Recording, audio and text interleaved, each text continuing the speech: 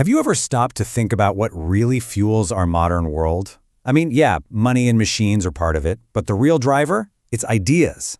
In this explainer, we're going to pull back the curtain on the powerful and often invisible system that protects those ideas and turns them into actual progress.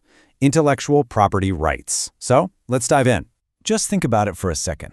Let's say you spend years working on a groundbreaking invention, or maybe you pour your heart and soul into composing a piece of music. What's to stop someone from just taking it the second you put it out into the world? That's the big, fundamental question we're tackling today. And look, this isn't just some abstract problem. It touches literally everything.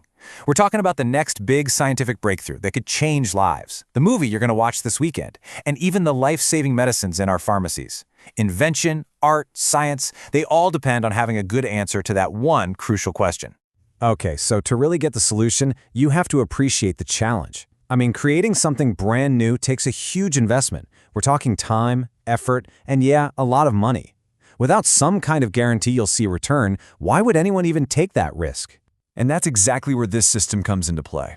Think of innovation as this incredibly powerful engine. It needs fuel to run, right? Well, that fuel is a set of rules designed specifically to protect and encourage all that creative energy.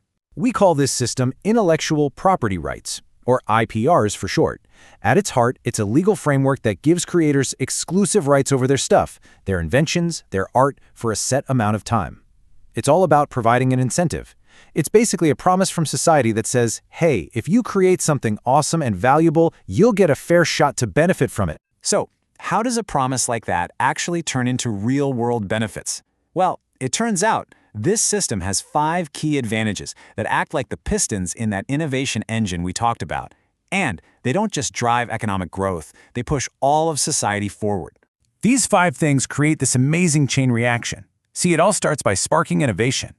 That innovation then fuels economic growth, which in turn attracts investment. But the benefits don't even stop there. They also protect us as consumers and even help preserve our culture. Let's break down how each one of these works. So first up, and this is the big one, IPRs are a catalyst for new ideas. That legal protection, that promise of exclusive rights, is what gives an inventor, a startup, or even a huge company the confidence to pour millions into years of research and development. It's the safety net that encourages taking that big leap into the unknown. And all that protected innovation? That's what builds entire economies. Once an idea is secure, entrepreneurs have the motivation to bring it to the market. And this doesn't just launch a single product, it can create whole new industries. It's a job-creating machine, and it gives a country a serious competitive edge on the world stage. Strong IPRs also act like a giant magnet for money. Countries with really reliable intellectual property laws are seen as safe bets for investors. This attracts what's called foreign direct investment, or FDI.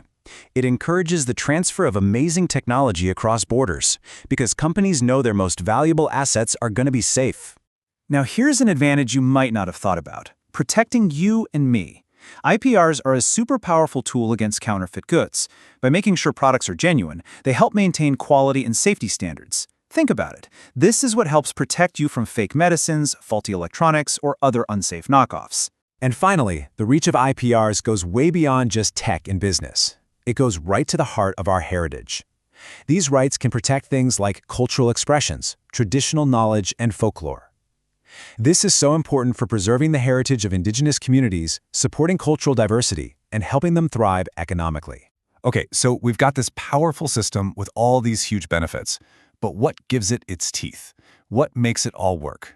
Well, it's all built on a really detailed legal blueprint, a mix of national laws and big international agreements. So, on a national level, you have laws like India's Patent Act, which protects inventions, and the Copyright Act, which safeguards things like books and music. But ideas don't care about borders, right? They're global. That's where international treaties like the TRIPS Agreement come in. It basically sets the minimum rules of the road for everyone, creating a more predictable and secure world for trade and innovation. All right, theory and laws are one thing, but let's see how this stuff actually plays out in the real world. A couple of landmark cases from India really show the impact of these rights across completely different but equally vital industries. These 2 cases perfectly show the incredible range of IPR. On one hand, you've got the pharmaceutical world. The Novartis case really highlighted how crucial patents are for encouraging the massive R&D spending needed for new medicines. Then, on the complete other end of the spectrum, you've got the Microsoft case, all about technology, which officially recognized software as a valuable asset and totally changed how the digital economy is taxed. You know, at the end of the day, it all comes back to this one central idea. IPRs aren't just some boring rules for lawyers. They're the foundational framework that allows creativity to flourish, that helps investment flow, and that lets technology advance. They are an absolutely key ingredient for sustainable economic growth. So this system we've just walked through, it was built for a world of human creators. But as technology just rockets ahead, we're facing some brand new, really tricky questions. In a world where AI can generate art and music, and you've got this amazing culture of open source collaboration, what does it really mean to own an idea? What does the future of ownership even look like? And that's the question we'll leave you with.